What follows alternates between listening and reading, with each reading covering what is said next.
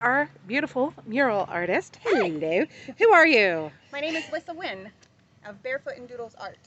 How did you get into mural art? So I've been painting my entire life. I'm was before this more fine artist and on canvas and like ornaments and stuff. And honestly, I was born into muraling, much like many muralists nowadays, when COVID happened, because all of our art festivals and stores got shut down and closed. But nobody cared if I was painting outside on a big wall, so I just started doing that. Have you done like a community project like this before? No, I actually haven't. This is my first one that I'll be doing. And I decided to do this because the route we were taking to do this bigger, where I would get paid, just didn't work out. And I love the community and I really wanted to be able to give back to it. So I told Surfside that I would donate the design and my time to lead a community painted project because that just seemed fair for everyone involved. Do you have a favorite mural you've done in the past? That's a question muralists get asked a lot, and usually it's the one that I just completed most recently. So currently, my favorite mural right now is one that's just up the road in Cape Canaveral at the Hyatt Place Hotel on the rooftop bar. And it's like a beautiful sunset with an astronaut and then all this underwater sea creature life. And that one. I don't know why. I loved that one. It was so Well, much that's a fun to good paint. excuse to go up there and have a drink. Okay, so what inspired your vision for the Surfside mural? Uh, I was given a little bit of direction for it. Like they wanted something that was organic and not like a whole square. And then to tie in with like a Florida feel, Cocoa Beach feel, and the fact that it is a playhouse. I, did these two palm trees and then like a big wave with a surfer in it, very Cocoa Beach. And then for the tiki heads that we put in there, I actually made one comedy and one tragedy, because that was. But putting them on tikis, that's pretty Yeah, creative, right? yeah. It was a little bit of a figure out how to create their faces so that it was clearly understandable who they were. So what message or feeling do you hope this mural communicates to our community or Cocoa Beach? Oh well, I mean the fact that it is being painted by members of the community, I hope that it instills that a love for the community and for each other, and then a love for our staples like our local playhouses. And they're important. And a lot of, especially because I know that they're put on by volunteers. So I hope that that's ultimately what it brings together, is just a large sense of community and loving one another and being there for one another and supporting one another. Do you have any surprises hidden? I don't, but But I now you probably might. could. Yes. Okay, throwing that one I in there. think so. Yeah, actually, I might have to do something like that because I did the mural for the visitor center, for the Space Coast Visitor Center over on 520, and they had me hide things in there. So that I can do that. Yes, I just one little adjustment. And Okay, so what does the process look like? okay, so it starts off with like a consultation and looking at it and talking with the client about what they want, what the vision they see, how much color they want.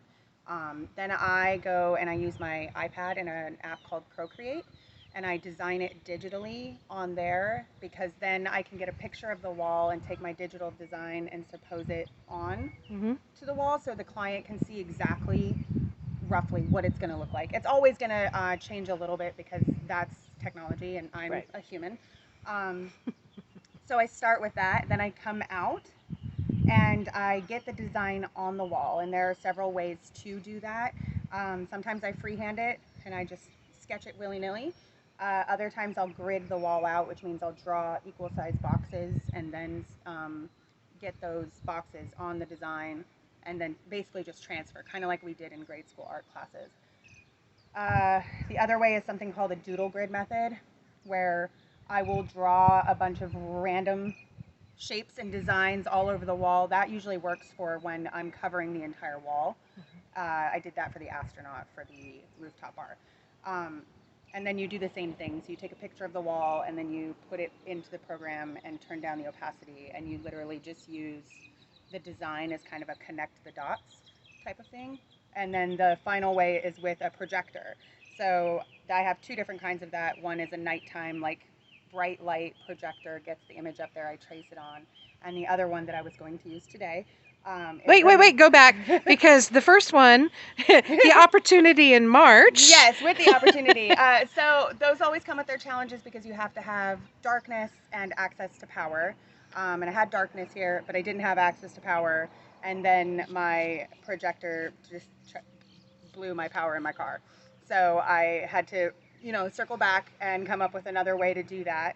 And so I bought the MetaQuest 3 VR headset. And I project during the day with that one. So I prefer that one now because I don't have to come out at night. Sometimes I end up in places that are a little sketchy in the evening, and being out there by myself as a woman isn't always the safest, smartest thing. So being able to do it during the day now, literally, even with the sun way out like this, it doesn't affect anything that I'm doing. It fits directly over my sunglasses as well, so I'm not frying my eyeballs. But I got here today and it was not charged. Even though I thought it was, because I hadn't used it, but apparently if you don't turn it off, it just goes to sleep and then keeps using its battery. Oh, lessons learned. But I'm like, I didn't even know you could turn it off. Because it just turns itself on when you pick it up. So I was like, oh, I didn't know that was a thing. So yeah, we do that. Once we get the design on and everything, then I just start filling it in, kind of painting it. The only difference that'll happen with this one is the design is much simpler for the community, because I have to assume that everybody who's showing up knows how to color, but doesn't necessarily know how to paint or like blend. So it's all block coloring, and it's kind of just going to be like a giant paint by number. Awesome. Yeah. Nice and simple. So how about up high? How are we going to get people up there? Scaffolds So we have, yeah, we'll have a variety of ladders, and then we may have a scaffolding, and then if I feel like it is too risky for people to be up on the big ladders, I'll handle those parts because I have insurance specifically for that. And that way we're not risking anybody's lives and well-being trying to put some paint on a wall. So this is a lot less, so we can do it with 20, 30 people. Yeah. If we have 100 people, then we'll work on the other sides. Maybe, or we'll just kind of limit how much everybody gets to do. I don't know if anybody's gone to Epcot in January, February and done the Festival of the Arts there, but they always have a giant paint by number wall that's kind of like a mosaic, and you can get these tiny little cups, and they have a number assigned to them, and you just go fill in the little squares. So are you going to number our squares? Yes. Oh, okay. It will all be numbered, and all the cups that will have the paint in them will also be numbered. So you can literally just be like, I want to paint a 2, and I will hand you a cup of paint 2 and a brush. So what about, I can see there's some, I know we had this power washed, but there's some texture to this wall.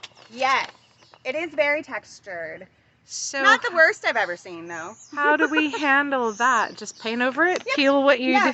Yeah, we'll just paint straight over it. This here, I will probably sand it a little bit tomorrow morning to make sure that, like, we don't have big chunks like this coming up, because that is going to, affect the adhesion of the paint.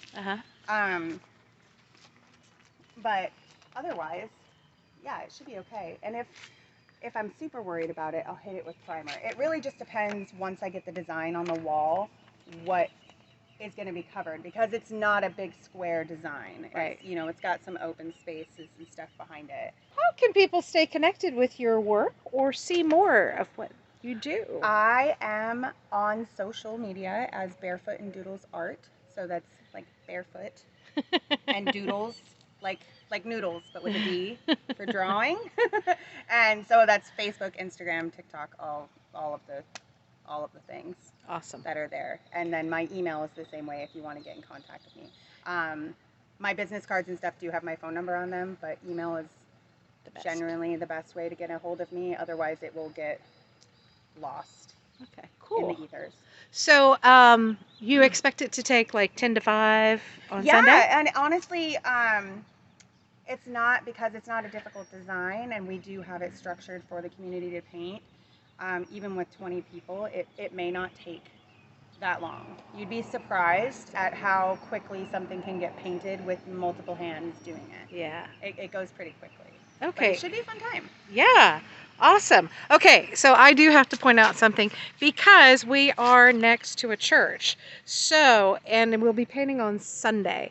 So we do ask that you not park here because this is their parking lot. They very generously share with us.